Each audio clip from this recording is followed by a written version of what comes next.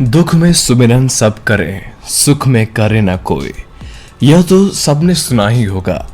ऐसी ही एक सच्ची घटना है जो आज हम आपको बताएंगे। इस संसार में मनुष्य कितना लालची हो गया है, जो अपने स्वार्थ के लिए ही भगवान को पूजता है। इसके बाद जो भगवान उसके साथ करते हैं वो देखकर भावुक हो जाता है और तेज तेज से रोने लगता है। यह एक ऐसी सीख है जिसको हर इंसान को अपने जीवन में सीखनी चाहिए। ये एक बनिए समाज से जुड़े हुए एक व्यक्ति की कहानी है, जिसे सुनकर आपको भी हैरानी होगी। यह कहानी दिल्ली के नरेश अग्रवाल की है, जिसकी परचून की एक दुकान थी। कई घरों से जिसका किराया आता था। मतलब आर्थिक तौर पर नरेश काफी ज्यादा मजबूत था, लेकिन एक बार उसको आर्थिक हानि हद से ज्यादा होने लगी। घर परिवार के लोग एक के बाद एक बीमार होने लगे। वहीं लड़की की शादी में रुकावटें आने लगी। यह सब देखकर नरेश परेशान होने लगा। फिर उसकी पत्नी ने बोला कि अब हमारा सिर्फ भगवान ही है।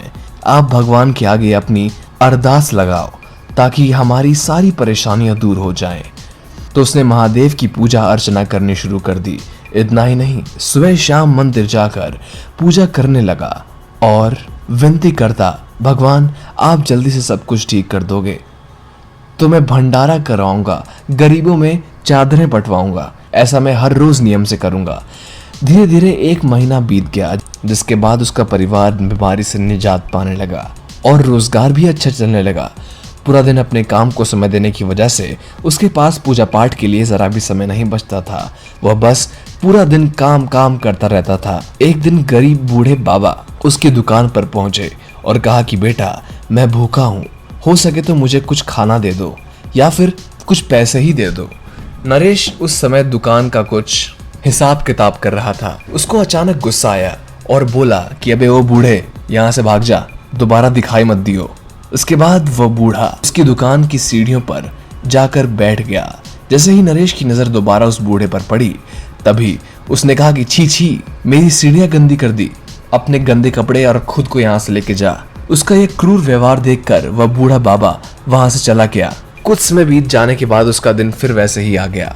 हर बार की तरह इस बार हाल और भी ज्यादा बुरा हो गया।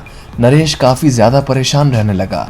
फिर से उसने भगवान की आराधना करनी शुरू कर दी, लेकिन इस बार उसकी परिस्थितियां काफी खराब हो चुकी थी।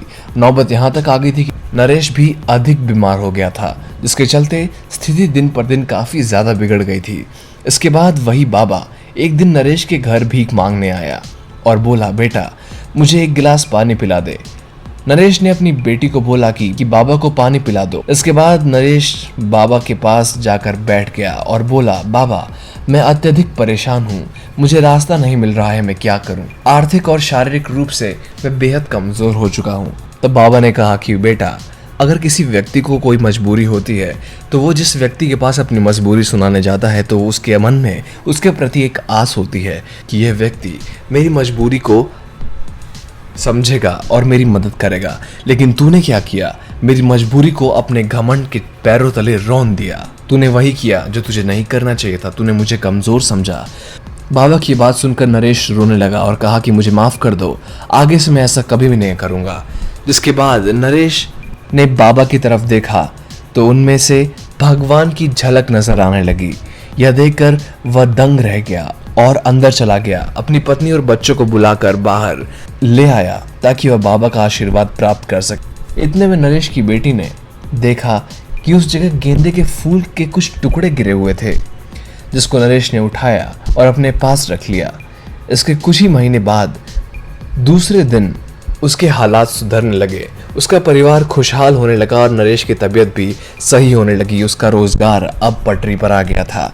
भगवान की भक्ति वो निस्वार्थ भाव से करने लगा था। तो दोस्तों, क्या आपको भी वो सीख मिली जो हम आपको देना चाहते थे?